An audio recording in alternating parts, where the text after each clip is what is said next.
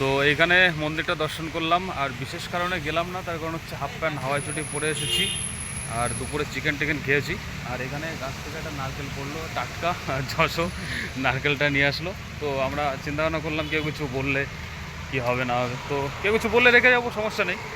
তো এই যে পিছনে দেখুন মন্দিরটির মূল গেট, খুব সুন্দর, খুব সুন্দর লাগছে। তো যাই হোক, ভিতরে ঢুকতে পারলাম না। আমি তো ভিতরে ঢুকতাম, কিন্তু যশোর ঠাকুর ব্রাহ্মণ মানুষ তো বললো চিকেন টিকেন খেয়েছি তো আজকে যেতে হবে না। আরও বিশেষ করে আমরা দুইজনে দেখুন স্যান্ডো গেঞ্জি হাফ প্যান্ট পরে এসেছি, যার জন্য আরও বেশি গেলাম না। তো যাই হোক, খুব সুন্দর লাগলো, দারুণ লাগলো। কিছু বলবো বাবা? আর কি বলবো, আর কি বলবো।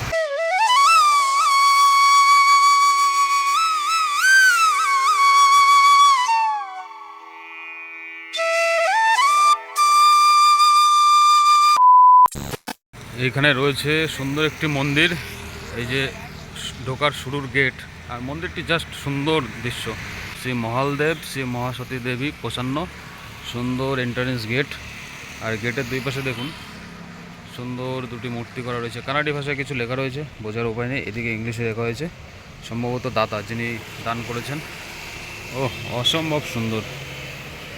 আরগা রয়েছে এই মুহূর্তে, কি সুন্দর দেখুন। আর এই রাস্তাটা চলে গেল সোজা পাহাড়ের দিকে।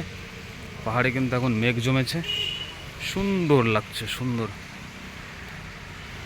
শ্রী মহালদেব মহাসতী দেবী সন্তোষী মা, আর হচ্ছে কি মূর্তি রয়েছে, সুন্দর, ছোট্টর মধ্যে সুন্দর দৃশ্য।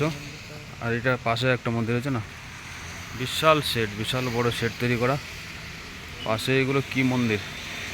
তো অ্যাকচুয়ালি আমি আর যশো ঠাকুর এসেছি, তো আমরা আজকে দুপুরে একটু চিকেন ফিকেন খেয়েছি বলে আমরা আর ভিতরে ঢুকছি না। মাঝখানে দেখুন সুন্দর একটি বটবৃক্ষ, অশ্বত্থ বৃক্ষ। আর এই মন্দিরেও দেখুন এই যে একটা সুন্দর পাতকুয়ো রয়েছে, খুব সুন্দর দৃশ্য। পাশে আরেকটা মন্দির রয়েছে।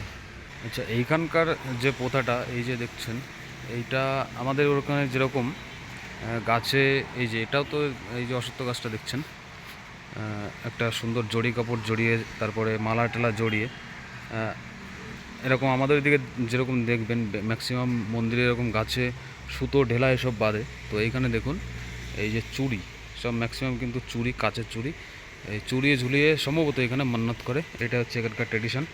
আর এই লাইনটা দেখছেন, এই লাইনে সব কিন্তু ঘন্টা ঝোলানো রয়েছে। তো ভিতরে মন্দিরের ভিতরে এখন পূজারি কিন্তু পূজা করছে এখন সন্ধ্যার সময়, আর দু একজন করে দর্শনার্থী আসছে। তো বেশ খুব সুন্দর নিরিবিলি একটা মন্দির। আর এদিকে এই রাস্তাটা চলে গেল পাহাড়ে, এখন কিন্তু মেঘাচ্ছন্ন আকাশ, আর এই দিকটার ওয়েদার এখন এরকমই। তো আজকে বিকেলে একটু ঘুরতে বেরিয়ে জাস্ট এই মন্দিরটা একটু দর্শন করলাম। তো মন্দিরের ভিতরে ঢুকলাম না, তো আগেই বললাম তার রিজনটা। তো যাই হোক, খুব সুন্দর লাগলো, ভালো মন্দির।